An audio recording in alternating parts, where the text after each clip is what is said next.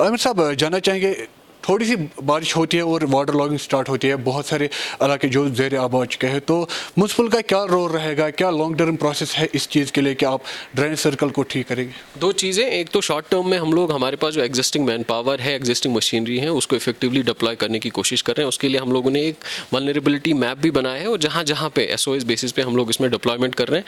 साथ में जो हमारी जो डिवाटरिंग स्टेशन है उनकी अपग्रेडेशन का काम चालू है। 28 का हम लोगों ने अपग्रेडेशन कंप्लीट किया है और 50 की अपग्रेडेशन वर्तमान में चल रही है, जिसको हम hopefully by May we should be able to complete that upgradation.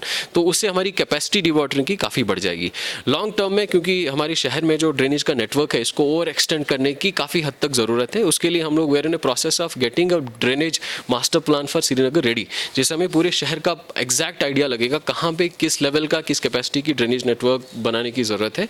उसके वंस दैट इज़ डन, उसके बाद इसको फेज वाइज मैनर से will start implementing, will start connecting the constructing the drainage extended drainage network. So फिलहाल at present we are working on two factors. One is जो हमारी permanent dewatering station है उनकी capacity augmentation जो कि वार footing पे चल रही है, जिससे हमारी काफ़ी हद तक मसला सॉल्व हो जाएगा एटलीस्ट मेन सीबीडी एरियाज़ में और बाकी सारे एरियाज़ में। दूसरा जो हमारे पास मोबाइल यूनिट्स हैं, हमने सबको रेडी रखा है, रात भर उनको जो है जगह जगह पे डिप्लॉय रखा है। मेन कहीं पे एक जगह स्टेशन नहीं किया हुआ है, और जहाँ जहाँ से हमें इन्फॉर्मेशन आती है, जहाँ जहाँ से कोई भी कंप्लेंट आती है, हम लोग तुरंत वहाँ पे डिप्लॉय कर रहे हैं। साथ में हमारे जो वार्ड ऑफिसर्स हैं और जो इंजीनियर्स हैं उनको भी जिम्मेदारी दे रखी है कि अपने अपने एरियाज़ में जहाँ उनको पता चलता है यहाँ वाटर लॉगिंग है तो वहाँ के लिए हम लोग इक्विपमेंट भिजवा रहे हैं। असम की बात करेंगे, असम में अभी बहुत सारी बदबू फैल रही है, वहाँ के लोग भी कॉल कर रहे हैं कि उनको बहुत सारी मुश्किलों का सामना करना पड़ता है। क्या असम के लिए कोई प्रोसेस है म्यूनसिपल के पास? यस ऑफ कोर्स, असम हमारे लिए बड़ी इंपॉर्टेंट साइट है, तो इसके लिए दो पार्ट्स में हम लोग काम कर रहे हैं। एक तो we will have a very soon इंशाल्लाह प्लांट, जिससे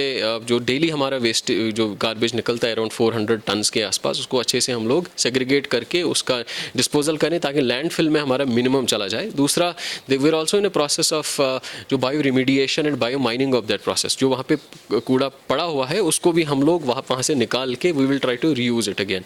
उसमें चाहे वो आरडीएफ बनता है, वेस्ट टू एनर्जी वगैरह बनता है, बट वो एक is a little extended plan, but we are working on that.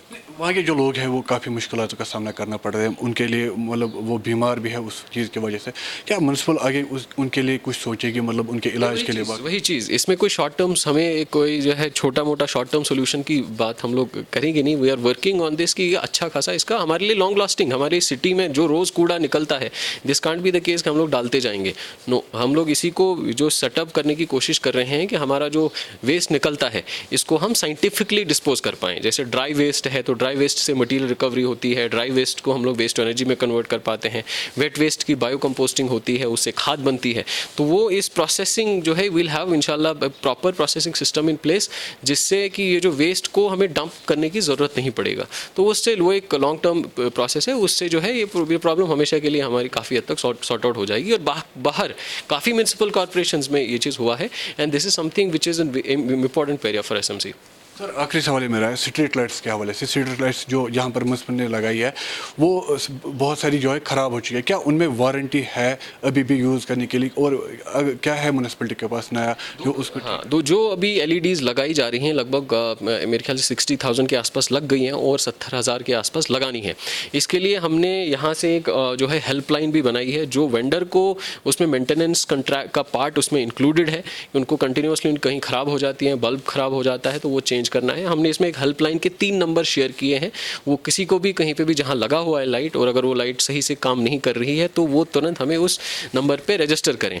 अगर फिर भी वो चीज़ नहीं होता है तो will take action against the vendor. मैं हर हफ्ते उनसे रिपोर्ट ले लेता हूँ कि कितने हमारे पास ग्रीवेंसेज आई हैं, उनमें से कितने रिड्रेस हो गई हैं, including photograph of that light along with that time and Jio stamp. दिक्कत हो वो 2-3 नंबर्स हैं जो सर्कुलेट हुए हैं, तो उनमें वो ये कर सकते हैं। अगर वहाँ से रिस्पॉन्ड नहीं आता है तो भी हमें बताएं।